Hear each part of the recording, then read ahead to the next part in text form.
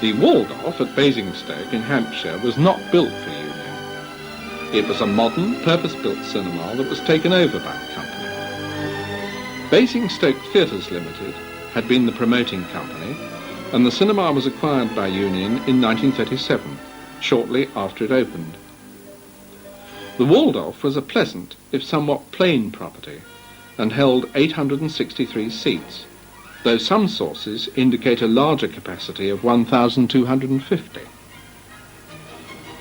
The Grand Basingstoke had a striking exterior, and patrons would be in no doubt that this was a Union cinema in view of the enormous lettering on the front. In 1990, if the inside still survived in this style, it would be fascinating. And look at the shape of the centre stall seats. Down at the front, the seats were nothing like as sumptuous. In the 20s, this must have been a real picture palace, and the proscenium seems to have a front set of swags that were painted on canvas flats.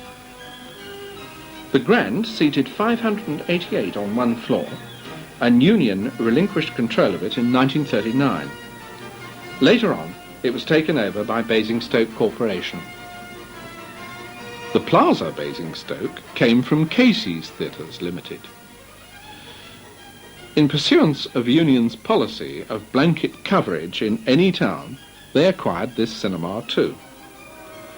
The PLAZA was no architectural prize winner, but it was a modern cinema. Very little attempt had been made to disguise the line of the outside roof from inside the auditorium, and the principal lighting features were indirect troughs from the clear story of the ceiling. The PLAZA was another one-floor cinema and seated 700.